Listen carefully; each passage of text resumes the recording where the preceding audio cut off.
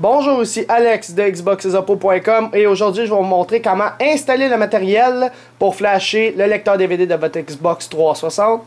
Alors le matériel que je vous ai recommandé dans l'autre vidéo avant sur quel matériel il nous faut pour flasher son Xbox 360. Si vous n'avez pas vu cette vidéo, cliquez juste sur le lien en haut ici qui est en vert. Cliquez là-dessus, ça va vous montrer le matériel requis pour flasher le lecteur DVD d'un Xbox 360. Alors pour ceux qui ont vu la vidéo, on va continuer. Alors ici, je suis accompagné du CK3. Alors ce qu'il fallait acheter pour faire tous les liens dans le fond vers l'ordinateur, l'alimentation et vers le lecteur DVD de votre Xbox. Alors il y a le CK3 qu'on branche en premier avec le petit fil vert. Ça, le fil vert, c'est pour tout sauf le Lighton. Le Lighton, vous aurez besoin de la Probe version 2 qui est ici. Alors, au lieu de brancher le vert, vous branchez celui-là. Alors, c'est la Probe. Vous devez brancher celle-ci. Celui-là dans le CK3 et lui dans le lecteur DVD. Mais là, aujourd'hui, je ne vais pas vous montrer comment les flasher, mais bien comment installer le matériel. Alors, j'ai mon CK3. J'ai le petit fil vert pour le brancher en arrière du lecteur DVD. Ici, c'est le câble de Serialcom. C'est quoi ce Serialcom? Dans le fond, c'est ce petit port-là en arrière. Je sais pas si vous voyez bien, mais vous devez avoir une sortie Serial DB9, je crois, sur votre ordinateur. Alors, si vous n'avez pas, vous pouvez faire comme moi, ajouter une carte d'expansion de Serialcom. Ça ressemble à ça, je vais le déploguer. Je vais juste bouger un petit peu plus l'ordi. Plus de lumière. On va voir comme du monde. Alors, ça ressemble à ça, un port Serialcom. Alors, c'est pas un VGA comme lui, VGA pour l'écran. C'est vraiment Serialcom, c'est pour... c'est ça, là. Alors, le Serialcom, on le branche avec un câble. Pourquoi je vous demande plus le Serialcom que le USB qui vient avec? Parce que l'USB, il y a des bugs malheureusement. Il ne détecte pas certains lecteurs DVD, etc.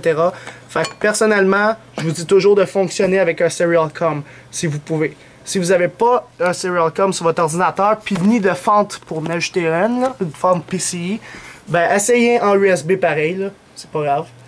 Alors là, le CK3 est tout patenté. C'est quoi ce fil-là, puis ce bidule-là?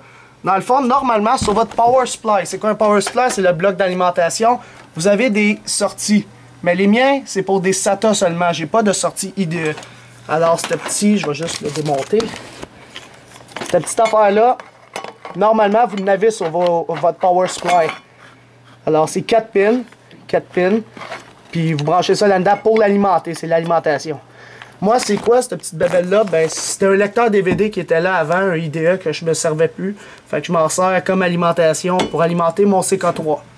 Alors là, je vous ai montré pas mal tous les matériels. Il en manque juste un, c'est le SATA Controller, le ViaCard. Celui-là, le 6421 de mémoire. Là. Alors celui-là, il faut le brancher dans un PCI. Puis là, il faut brancher un câble SATA dessus. Je sais pas si vous voyez bien, mais il y a quand même un SATA de branché dessus. Ça va être pour le brancher dans votre lecteur DVD d'Xbox.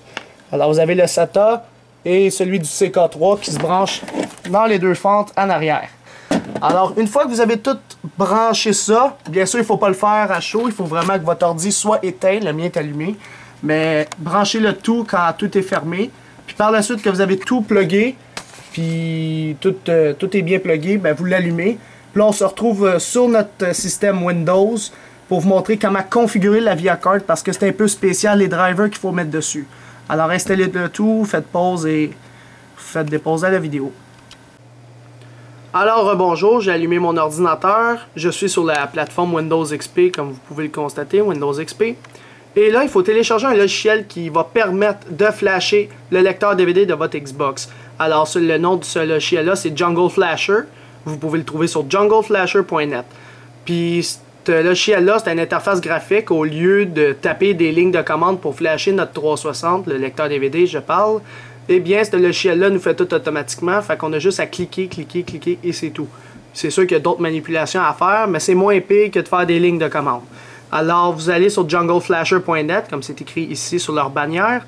Vous allez arriver dans la page d'accueil, la page d'introduction. Par la suite, allez dans Downloads ici. Il faut télécharger la dernière version de Jungle Flasher. Alors normalement, ça va être juste écrit en dessous de Jungle Flasher ici. En ce moment, on est rendu à la version 0.1.78. La bêta 183. C'est toujours des bêtas qu'il y a là. Si vous voulez le télécharger en français, vous pouvez cliquer en français. Moi, je vais le télécharger en anglais, tout simplement en cliquant dessus ici. Alors on clique dessus, ça va vous amener sur Hotfile. C'est quoi ce site-là? C'est un site de download. Vous cliquez sur Download, Regular Download dans le fond, pour le downloader sans payer. Puis ça se peut que vous attendez... Normalement le délai c'est 15 secondes. Là c'est juste que moi je l'ai téléchargé tantôt, fait qu'il me donne 7 minutes d'attente en ce moment. Puis faites juste le télécharger et enregistrez-le sur le bureau de votre ordinateur. Par la suite, vous n'avez plus besoin d'internet, vous pouvez tout fermer les fenêtres. Alors une fois que vous l'avez téléchargé, ça va être une extension RAR. Alors .rar, ça c'est pour ceux qui ne le savent pas, un fichier compressé. Vous devez le décompresser avec WinRAR, c'est écrit en ce moment juste à côté de type. Alors WinRAR Achieve, téléchargez WinRAR, puis par la suite vous aurez la possibilité de faire un clic droit, décompresser ici, Extract Here en anglais. Là moi je l'ai déjà décompressé tantôt, fait qu'il se décompresse, puis ça va vous donner un petit dossier Jungle Flasher. Alors là on n'a plus besoin du fichier compressé, on peut le supprimer, le mettre à corbeille, vous pouvez le garder si vous voulez. Alors une fois que ce dossier là est fait, on peut l'ouvrir et ça contient le Jungle Flasher, le logiciel en question pour, dans le fond, flasher le lecteur DVD de votre Xbox au lieu de le faire en ligne de commande. Alors ça, on va le laisser ça là. Puis vous avez installé la carte VIA que je vous avais parlé tantôt.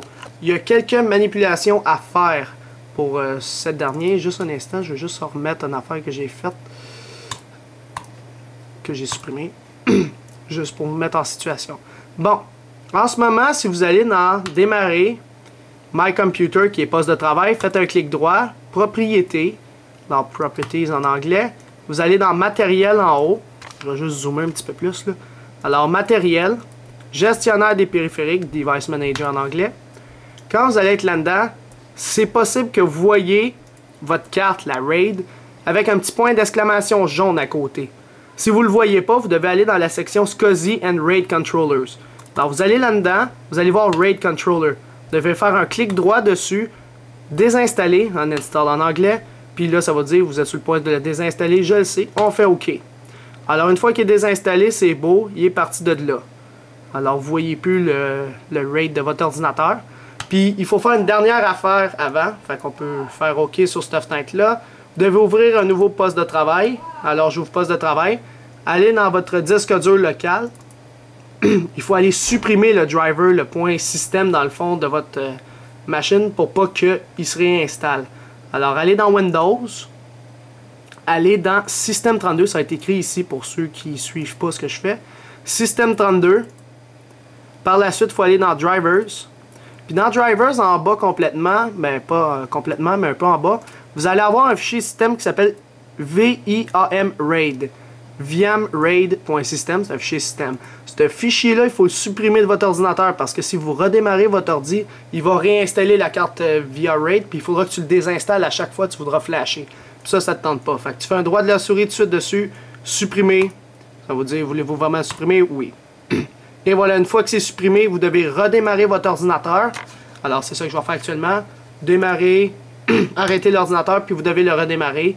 Puis ça va prendre à peu près 1 à 2 minutes. Et faites pause et on se rejoint à la suite de la vidéo. Alors, bonjour, mon ordinateur s'est redémarré. Et ça se peut que ça vous donne ce petit pop-up là au début. Le Windows a trouvé un nouveau logiciel, un nouveau matériel, pardon. Voulez-vous l'installer? Il ne faut jamais l'installer. Fait que faites toujours cancel à chaque fois que vous allez redémarrer votre ordinateur. Ici, vous allez le voir, le RAID Controller, il reste en point d'exclamation jaune. C'est quoi cette petite fenêtre-là? C'est gestionnaire de périphériques qu'on était tantôt en faisant démarrer, droit de la souris sur poste de travail, matériel, gestionnaire des périphériques. Alors, si vous voyez que c'est marqué RAID Controller, puis il y a un petit point d'exclamation jaune, ça veut dire que ça a bel et bien fonctionné, on a bien désinstallé le driver, c'est pas réinstallé, fait que tout est beau. Alors là, c'est là qu'il faut tester si tout fonctionne, si Jungle Flasher est capable de lire un lecteur DVD. Alors moi ici, je suis accompagné d'un lecteur DVD Lighton. Alors c'est pas grave si je mets pas la probe, l'autre affaire pour les Lighton, c'est juste pour voir si on est capable de le lire. Donc ça, je suis pas obligé de le mettre tout de suite. Là. Alors on va le brancher. Alors juste un instant, je vais le brancher. On va mettre ça de bout. On le branche, le CK3 en arrière, le fil vert c'est-à-dire, et on branche le fil SATA qui est connecté sur notre VIA, la carte VIA. Puis après, on allume la CK3. Comment qu'on fait ça? Alors là, vous voyez, j'ai tout connecté en arrière. Puis comment qu'on allume le CK3? C'est en tournant ici. Restez sur la lumière bleue, là, c'est pas grave si vous mettez une lumière rouge, lumière bleue. En passant, ça, c'est pas grand chose. Puis ici, c'est pour allumer le lecteur DVD, dans le fond, pour mettre un CD dedans. Ça dépend des modèles à hacker. Il faut mettre un CD. Fait que tu peux le refermer en appuyant dessus. Alors, une fois que vous avez allumé le CK3, c'est là qu'il faut voir si votre ordinateur le voit.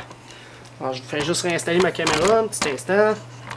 Bon, là, on s'en va dans Jungle Flasher. Vous allez voir jungleflasher.exe. On double-clique dessus.